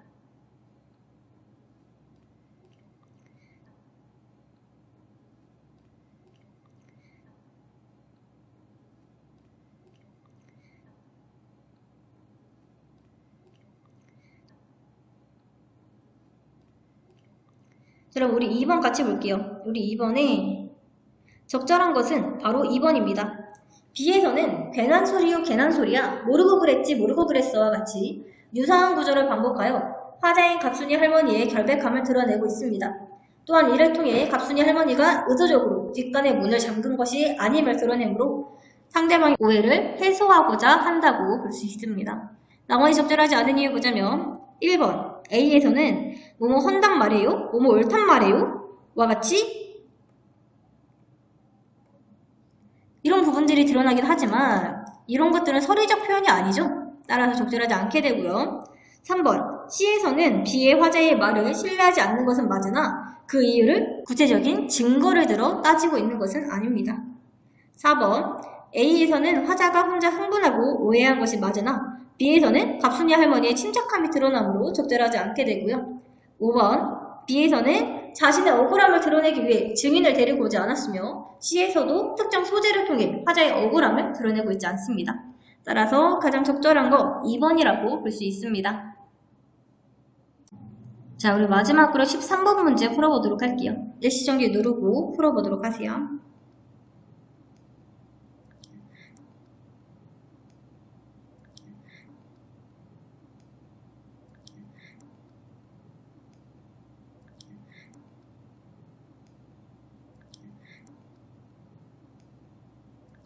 자, 우리 13번 같이 볼게요. 적절하지 않은 거 바로 2번입니다. 바깥 이야기에 영향을 미치는 안 이야기는 제시되지 않죠. 나머지 적절한 이유 보자면 1번. 정의와 갑자기 어미의 갈등으로 인해 갑자기 어미가 갑순이 할머니를 의심하게 되므로 수행적 구성으로 사건을 전개하고 있음을 알 수 있습니다. 3번. 등장인물인 갑자기 어미, 갑순이 할머니 등의 대화와 행동을 중심으로 사건이 전개되므로 적절하게 되고요. 4번. 일상적 소재인 뒷간이 사용되었으며 각 인물의 대사에서 방언이 드러나므로 적절하게 됩니다. 5번. 특정 공간인 골목 안이나 불단집을 배경으로 갑자기 어미, 갑순이 할머니 등의 평범한 인물들의 삶을 사실적으로 그려내고 있으므로 적절하게 됩니다. 따라서 적절하지 않은 것 바로 2번입니다. 자, 우리 마지막 문학으로 넘어가 보도록 할게요. 자, 우선 일동장류가 분석으로 넘어가 보도록 할 건데요. 여러분, 일동장류가는 아마 많이 봤을 작품이에요. 그리고 많이 중략되고 뒤에 흔히 나오지 않는 귀국 후에 풍경이 나와 있으니까 우리 좀 중략 이후를 꼼꼼하게 보도록 할게요. 자, 일단 이런 육선이 함께 떠나 사명과 군악소리, 해산의 진동하니 이런 것들은 일본으로 지금 떠나는 그 모습을 드러낸 거예요. 제가 사절단이 떠나는 모습을 보여준다고 생각하면 돼요. 그런데 그 모습이 대대적으로 환송을 받으면서 가고 있는 거죠. 그래서 물송의 어록들이 응당히 놀라리라. 자, 그래서 해구를 얼른 나서 오륙들을 뒤지우고 고고국을 돌아보니 야색이 아득하여. 자, 야색이라는 건 밤의 경치고 시간적 배경인데 이게 우리 고국의 좀 암울한 현실, 암울한 시대를 나타내는 구절이라고도 보기도 해요. 자, 아무것도 아니 배고 연애 각진포에 불빛 두어 점이 구름 밖에 뵐만하다. 지금 화자와 육지 사이의 거리감이 드러나는 거죠. 자, 배 방에 누워있어 내 생각을 생각하니 가뜩이 심란한데 라고 화자의 심리 지적 제시되어 있고요. 대풍이 일어나서 태산 같은 성남 물결 천지에 자욱하니 크나큰 망곡주가 나뭇잎 불리우듯 하늘에 올랐다가 지하에 내려지니 지금 큰 바람 때문에 너무 큰 파도가 친 거예요. 그래서 지금 이 배가 그거에 따라서 이렇게 흔들리는 모습을 이렇게 왔다 갔다 하늘에 올랐다가 지하에 내려진다 왔다 갔다 하고 있다 라고 보여주는 거죠. 나머지 중략 이후 볼게요. 자, 날이 마침 극열하고 석양이 비치어서 계절적 배경 여름임을 알 수 있습니다. 끓는 땅에 엎드려서 말씀을 여쭈오니 속에서 불이 나고 관대에 땀이 배어 물 흐르듯 하는지라 나라께서 보시고서 지금 여름의 더위를 사실적으로 드러내고 있고 여기서 나라는 임금님이에요. 그래서 너희 더위 어려우니 먼저 나가 쉬라시리 라고 임금의 말을 인용하여 드러내고 있습니다. 자, 그래서 하초로 돌아오니 누이도 반기고 딸은 기뻐 우는지라 일가 친척들이 나와서 위문합니다. 여들의 겨우 씌어 공주로 내려가니 처자식들 나를 보고 죽었더니 고쳐본 듯 기쁘기 극한지라 어리석은 듯 앉았구나. 사당에 편알하고 옷도 벗고 편히 쉬니. 자, 이제 이렇게 편하게 쉬고 있으니까 우리 그 일본 사신단으로 가서 대풍 만나가지고 막 배에서 고생했던 게 다 저승 같기도 하고 꿈도 같은 거예요. 그래서 손주를 안고 얼으면서 한가에 누웠으니 강우의 산인이요 성대의 일반이로다 라는 것으로 마무리가 되고 있습니다. 자, 화암구국으로 넘어가도록 할게요. 화암구국이 여러분들한테 좀 낯선 작품이라서 이거 좀 꼼꼼하게 보도록 할게요. 자, 꼬아 자란 충성요요, 트러지은 고사매라. 지금 화자가 기른 화해가 드러나고 있습니다. 그래서 꼬이고 틀어진 모양으로 가꾼 식물에 주목해 외물에 대한 관심을 드러내고 있고요. 삼봉괴석에 달린 소리 늙었으니 아마도 화한 풍경이 너뿐인가 하노라. 지금 의의가 드러나고요. 자신이 기른 화해로 조성한 공간에 대한 자긍심이 드러나고 있습니다. 막대 짚고 나와 거니니 양육 풍부러운가. 긴 파람, 짧은 노래, 뜻대로 소일하니. 자, 지금 이렇게 고향에서 소일을 하는 게 화자가 의도한 상황이라고 보기는 어려워요. 왜냐면 화자는 그냥 출사하지 못해가지고 여기서 계속 살고 있는 거거든요. 그래서 자족감 이런 것들은 드러나는데 뭐 자부심이 드러난다? 자연에서 응거하는 삶에 대한 자부심이 드러난다? 이거는 좀 학교 선생님의 해석에 따라 달라질 여지가 있으니까 여러분들이 좀 주의해서 봐주셔야 돼요. 그래서 초동과 목수가 웃고 가르치나니, 그래서 학교 선생님들에 따라서 그 출사하지 못한 화자의 처지를 초동과 목수가 비웃고 지나간다 라고 해석을 하실 수도 있어요. 그래서 이 부분은 제 6수는 제대로 해석되어 있는 게 없기 때문에 학교 선생님들에 따라서 내용이 달라질 수 있다는 거. 여러분들은 시험 보기 전에 제 6수의 구체적인 내용을 선생님께 꼭 한번 여쭤봐야 돼요. 그래서 맑은 물에 별을 갈고 청산에 석을 친 후. 자, 맑은 물, 청산 이런 것들은 다 자연인데 지금 일상생활로서의 자연인 거죠. 그래서 소 먹여 돌아오니 두어라. 야인생에도 자랑할 때 있으리라. 지금 출사하지 못한 화자의 처지에 대한 수용이 드러납니다.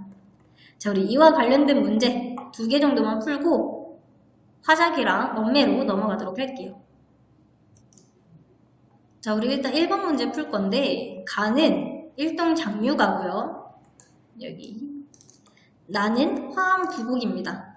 가와 나의 표현상 특징에 대한 설명으로 가장 적절한 거 일시정지 누르고 풀어보도록 할게요.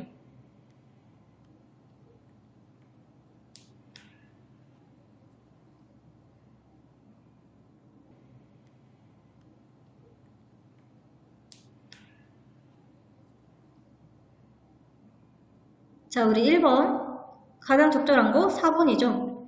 가는 공주라는 구체적 지명을 활용하여 기쁘게 극한지라와 같이 화자가 직접적으로 밝힌 감정이 공주에서 처자식을 만났기 때문임을 드러내고 있습니다. 하지만 나는 화음을 구체적 지명으로 볼 수는 있으나 화자가 직접적으로 밝힌 감정의 원인을 암시하고 있진 않죠. 따라 적절한 거 4번이 됩니다. 나머지 적절하지 않은 이유 보자면 1번 가는 경치를 언급하면서 가뜩이 심란한 데와 같은 정서를 드러내고 있습니다. 하지만 감정이입이 드러나진 않으므로 적절하지 않게 되고 2번 나는 가상의 상황을 설정하고 있지도 않으며 환상적 분위기를 조성하고 있지도 않습니다. 3번 나는 근경에서 원경으로 시선을 확대해가면서 심리의 변화가 지금 드러나고 있지 않죠. 5번 대조적 소재의 열거를 통해 시적 긴장감을 높이며 화제의 정서 변화 드러내는 작품 없습니다. 따라서 1번에 가장 적절한 거 4번이라고 보면 되고요. 자, 우리 그 다음 13번 문제 풀 건데 윗글은 화암 구곡이에요. 일동장류가가 아니라 화암 구곡이랑 플라타너스 이 보기에 공통점을 모두 찾은 거 일시정지 누르고 풀어보도록 하겠습니다.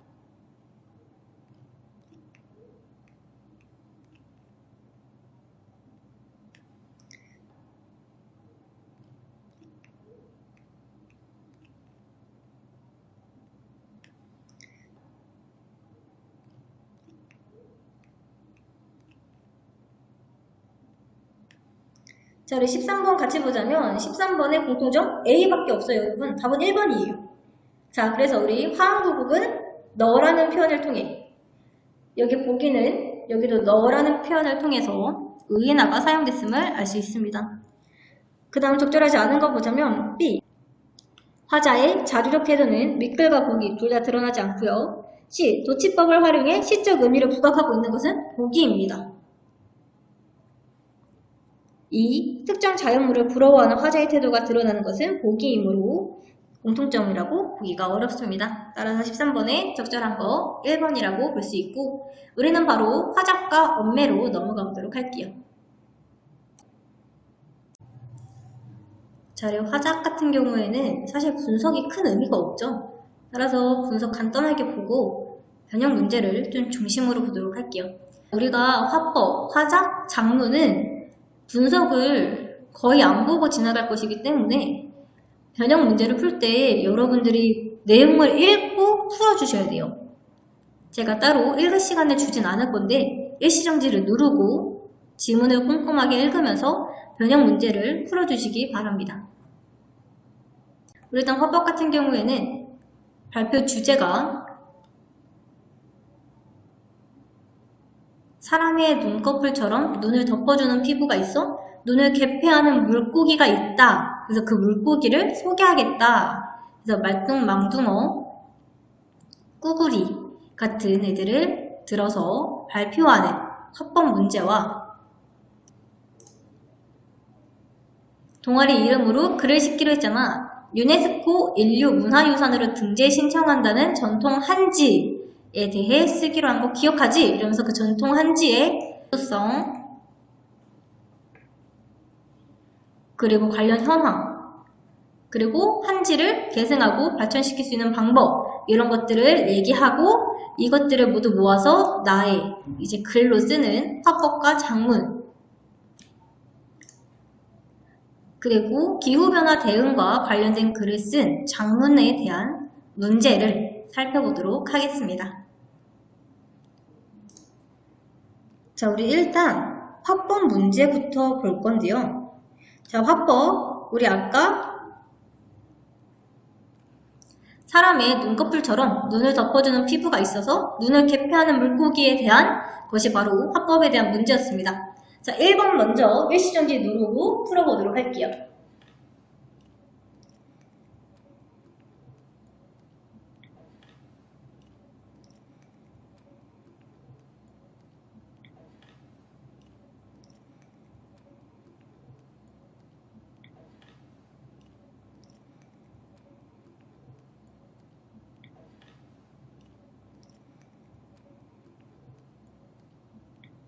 자, 우리 1번 같이 보자면 적절한 거 바로 5번이죠.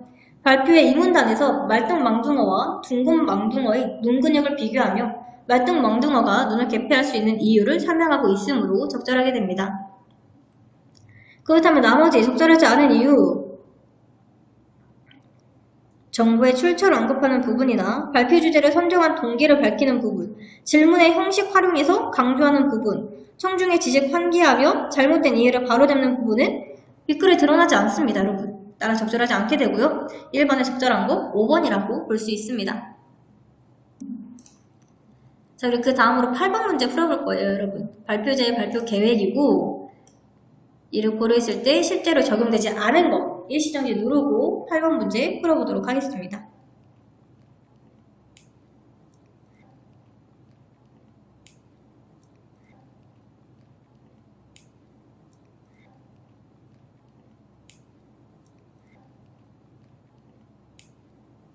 자, 우리 8번에 일단 정답은 기억 1번입니다. 위 발표에서 눈꺼풀이 하는 역할에 대한 정보를 확인할 수 있으나 이를 이해하기 쉽도록 다른 대상에 빗대어 표현하고 있진 않기 때문이죠. 그럼 나머지 적절한 이유 보자면 니은 여러분 물고기가 눈을 감는 모습을 상상해 봅시다를 통해 확인할 수 있습니다. 디귿 말뚱망둥어 눈 근육은 둥근망둥어에 비해 그 기울기가 훨씬 가파릅니다. 이로 인해 눈 근육이 수직 방향으로 수축하며 안구를 아래로 잡아당길 수 있죠를 통해 확인할 수 있습니다. 리을 동영상에 보이는 것처럼 말등망둥어가 눈을 닫을 때 위로 볼록 솟아있는 눈이 아래의 구멍으로 들어가고 이어서 눈 아래 피부가 올라와 눈을 덮어줍니다를 통해 확인할 수 있습니다. 따라서 적용되지 않은 것 바로 1번 기억이라고 볼 수 있습니다. 그 다음 화법과 작문 우리 전통 한지의 우수성과 개성 방법에 대한 대화와 그에 대한 글이 나타나 있었죠. 화법과 작문 문제로 넘어가 보도록 할게요. 자, 문제 들어가기 전에 A는 여기에요. 자, B는 좀 긴데 여기부터 여기까지예요, 여러분. 여러분들이 약간 수능 지문을 같이 보고 있다면 그 수능 지문으로 보는 게 좀 더 편할 것 같아요. 그래서 A랑 B 기억하고 우리 2번 문제 일시정지 누르고 풀어보도록 합시다.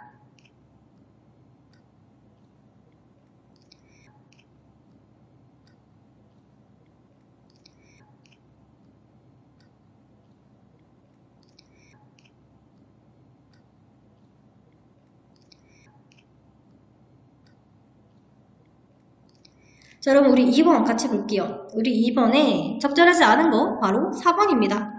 B의 학생 3회 발언 중 질문을 통해 모순되는 내용을 지적하고 있는 것은 확인할 수가 없습니다.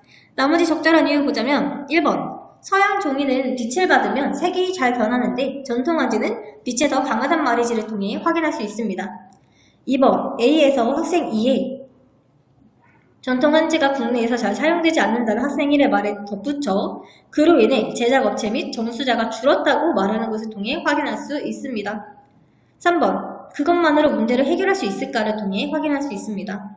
5번 A에 서양종이는 빛을 받으면 색이 잘 변하는데 전통한지는 빛에 더 강하단 말이지와 B에 그러니까 너희의 각각 전통한지의 원형을 지켜나가야 한다는 입장과 둘을 사용하는 게 더 중요하다는 입장인 거지를 통해 확인할 수 있습니다. 따라서 적절하지 않은 거 바로 4번이라고 볼 수 있습니다.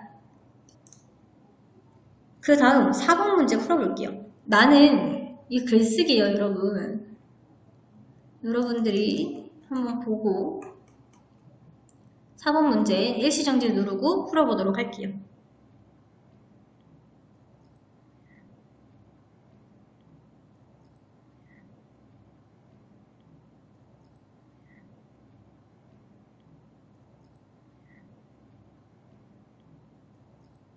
자, 그럼 우리 4번 같이 볼게요. 우리 4번에 가장 적절한 거 5번입니다. 나의 사문단에서 우선 다음으로와 같은 표현을 활용하여 전통 한지의 계승 및 발전에 대한 내용을 품질 유지와 사용 확대의 측면으로 제시하고 있는 것을 확인할 수 있습니다. 나머지는 나에서 확인할 수 없기 때문에 적절하지 않은 선지들이 되는 거죠.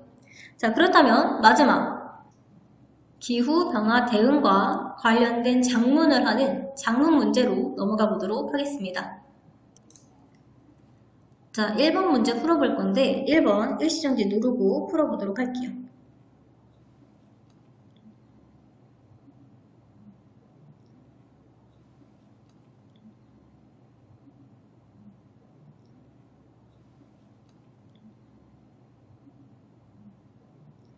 자, 여러분 1번에 초고에 반영된 거 바로 2번이죠.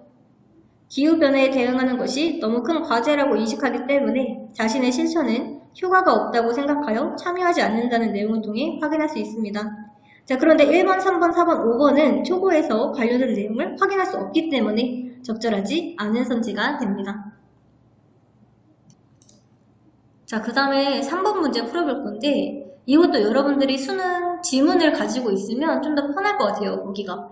그래서 일단 자료 활용 방안으로 적절하지 않은 거 고르는 거고 기억은 설문조사 자료 이렇게 돼 있고요. 니은은 신문 기사, 디귿은 인터뷰 자료입니다. 적절하지 않은 거 일시정지 누르고 풀어보도록 할게요.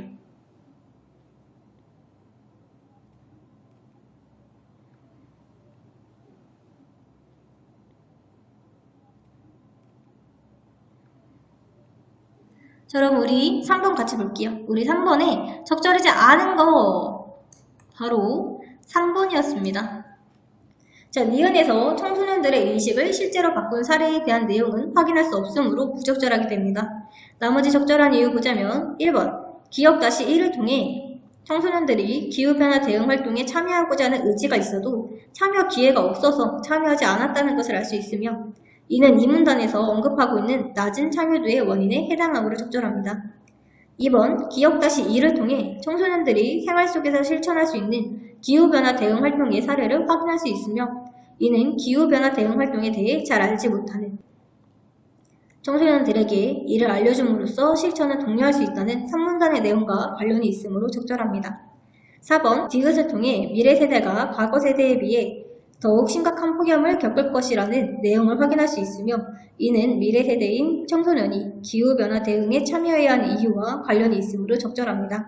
5번 기억-1에서 청소년들이 실천적 대응 기회가 없었기 때문에 참여도가 낮았음을 확인할 수 있으며 니은을 통해 학교 사회의 실천 연계형 교육으로 전환해야 한다는 의견을 확인할 수 있으므로 적절하게 됩니다.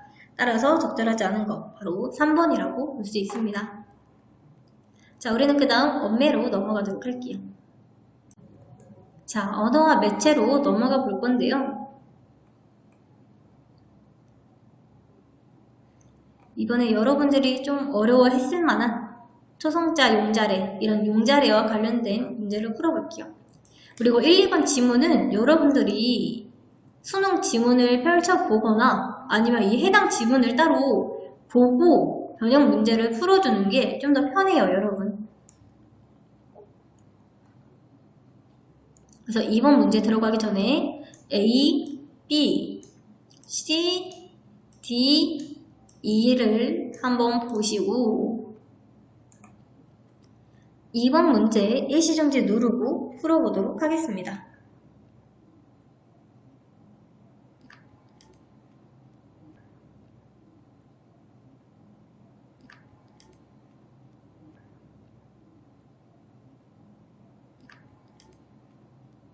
자, 여러분 우리 2번 문제 같이 볼게요. 우리 2번에 적절하지 않은 것 바로 4번입니다. 공자가 모음 뒤에서 주격부사 이 대신 가가 사용되고 있을 뿐 접사가 결합한 유형은 아니기 때문에 이거에서 자는 뒤에 해당한다고 볼 수 없는 거죠. 나머지 적절한 이유 보자면 1번 이 중은 디귿이 지읒으로 바뀐 거죠. 따라서 반모음 이 앞에서 디귿이 지읒으로 변하는 구개음화를 겪었다고 볼 수 있습니다. 2번 여기서 이 디귿이 지읒으로 바뀌는 것은 반모음 이 앞에서 디귿이 지읒으로 변하는 구개음화를 겪은 것이며 여가 어로 단모음화를 겪은 것입니다. 자, 스물 이거 너무 많이 봤죠, 여러분? 원순모음화죠. 따라서 적절하게 되고요. 5번 이 가락이라는 것이 붙어서 새 단어가 만들어진 것이기 때문에 이에 해당하게 됩니다. 따라 적절하지 않은 거 바로 4번이 됩니다. 다음으로 5번 문제 풀어볼 건데 5번도 여러분들이 보기 한번 펴놓고 문제를 풀어주는 게 편해요. 왜냐면 여기에는 지금 이거 선지밖에 안 나와서 그래서 조건, 기억, 니은, 디귿, 리을, 미음 보고 일시정지 누르고 문제 풀어보도록 하겠습니다. 자, 여러분 우리 5번 적절한 거 고르는 거예요.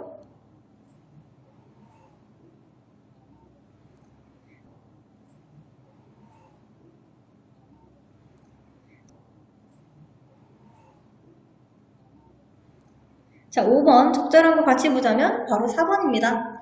매우라는 부사를 부사어로 사용하여 날카로운이라는 관형으로 수식하고 체험 동상의 구사격조사 철험을 결합한 부사어를 사용해 얼어붙었다라는 서술어를 수식하고 있기 때문에 적절하게 됩니다.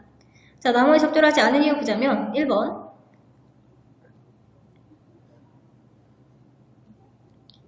아주라는 부사를 부사어로 사용하여 거대한이라는 관형으로 수식하고 있고 얘는 잘이라는 부사를 부사어로 사용하여 먹는다라는 서술어를 수식하고 있는 거죠. 2번 아주라는 부사를 부사어로 사용하여 긴이라는 관형으로 수식하고 또 아주라는 부사를 부사어로 사용하여 찰지게라는 부사를 수식하고 있습니다. 3번 화려하게라는 용언 활용형을 부사어로 사용하여 잘생긴이라는 관형으로 수식하고 자꾸라는 부사를 부사어로 사용하여 잃어버렸다라는 서술어를 수식하고 있습니다. 5번 너무라는 부사를 부사어로 사용하여 나약한이라는 관형으로 수식하고 자꾸라는 부사를 부사어로 사용하여 울었다라는 서술어를 수식하고 있습니다. 따라서 5번에 적절한 거 바로 4번이라고 볼 수 있습니다. 자, 우리 매체 같은 경우에는 일단 어떤 내용이 나왔는지 한번 살펴본 다음에 변형 문제 풀어보도록 할게요. 자, 일단 첫 번째 매체 지문에서 40번에서 43번까지 총 4문제의 문제가 나왔고요. 가는 텔레비전 방송 프로그램, 나는 동아리 누리집과 연관하는 문제가 나왔습니다. 자, 우리 일단 3번 볼 건데요. 여러분들이 가랑 나 지문 항상 펼쳐놓고 문제를 풀어봐 주시길 바랍니다. 왜냐면 이게 지문이랑 문제가 같이 들어가지가 않아요. 그래서 여러분들 3번 일시정지 누르고 풀어보도록 할게요.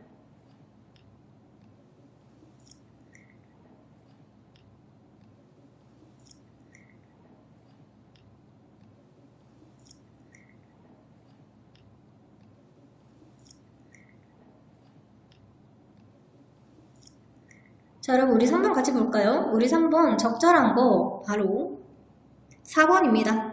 성우는 정보 전달자가 과거 신문기사를 통해 당시 짜장면이라는 비표준어가 흔하게 사용되었다고 해석한 것을 지적하며 신문에서 짜장면을 사용했다는 것만으로 일상에서 널리 쓰였다고 해도 괜찮을지 우려를 표하고 있으므로 적절하게 됩니다. 나머지 적절하지 않은 이유 보자면 1번 아림은 조사기간이 언급되지 않아서 자료를 찾아봐야겠다고 말하며 출처를 언급하고 있지 않다는 점을 지적하고 있을 뿐 구체성을 지적하며 부정적 반응을 보이고 있진 않고요. 2번 아림은 정보 전달자의 태도를 지적하고 있지 않습니다. 3번 준서는 자장면만 표준어로 인정됐던 이유를 자세히 설명해 주었다면 좋았을 것이라고 말하며 내용이 충분히 다루어지지 않았다고 판단하고 있습니다. 5번 담비는 하이퍼링크를 활용해 해당 방송을 동아리 부원들에게 공유하고 있을 뿐 방송의 정보를 직접 요약, 정리하고 있진 않기 때문에 적절하지 않게 됩니다. 따라 적절한 거 바로 성우 4번이라고 볼 수 있습니다. 자, 그리고 언어와 매체에서는 이렇게 언어랑 진짜 매체를 관련 지어서 내는 문제가 있죠. 이런 문제를 여러분들이 조금 어렵게 생각할 수 있어서 이거 함께 볼게요. 일단 기역, 니은, 디귿, 리을, 미음이 어디냐면 기역, 니은, 디귿, 리을, 미음입니다. 여러분들이 수능 지문 따로 펴놓고 푸는 게 좀 더 편할 것 같아요. 자, 4번 적절하지 않은 거 일시정지 누르고 풀어보도록 하겠습니다.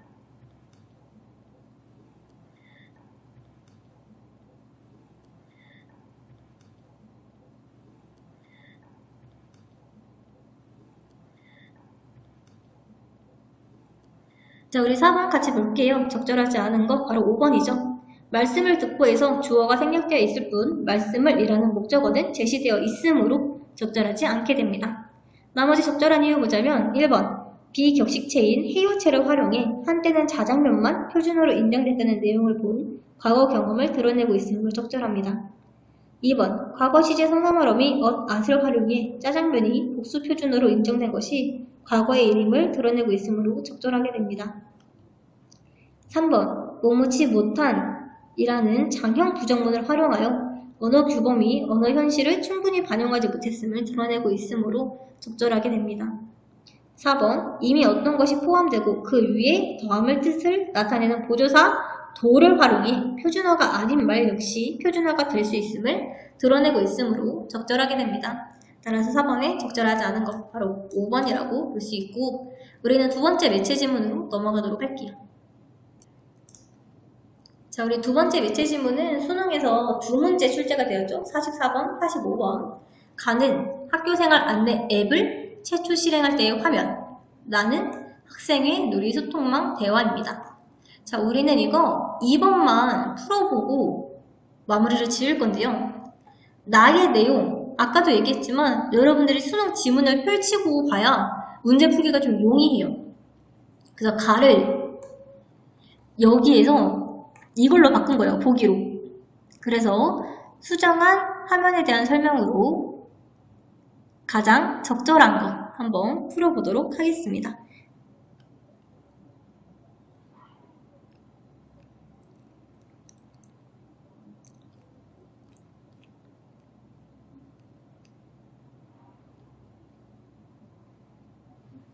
자, 우리 2번 같이 볼게요. 우리 2번에 적절한 거 바로 5번이죠.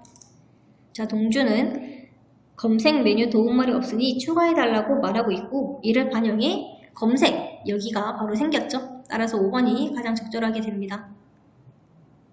나머지 적절하지 않은 이유 보자면 1번 학습 활동자료 하위 항목에 자율활동, 진로활동이 새로 생기는 거지 라는 창규의 말과 그것도 반영해야겠네 라는 창우의 말을 반영해 학습 활동자료에 진로활동이 추가되었습니다. 따라서 미의 말이 아니죠. 2번 학습 공간 이용 예약에 도서관 자습실을 추가하자고 한 것은 가왕과 동주입니다. 3번 창규는 진로 진학 상담 항목에서 추가된 건 없어 라고 말하고 있으며 진로 진학 상담에는 추가된 내용이 없으므로 적절하지 않게 됩니다. 4번 미희는 게시판 도움말을 일단 놔두자고 말하고 있으며 실제로 게시판 도움말은 삭제되지 않았으므로 적절하지 않게 되는 거죠. 따라서 적절한 거 5번이라고 볼 수 있습니다. 자, 그래서 이렇게 2023학년 11월 16일 목요일날 시작된 고3 수능을 다 살펴보았습니다. 자, 이와 관련된 더 다양한 자료는 나무 아카데미 홈페이지에서 활용을 할 수 있으며 뒤에 나오는 구독 버튼을 눌러주시면 더 빠르게 정보를 확인해 볼 수 있습니다. 자, 그러면 우리는 다음에 또 다른 영상으로 만나도록 할게요.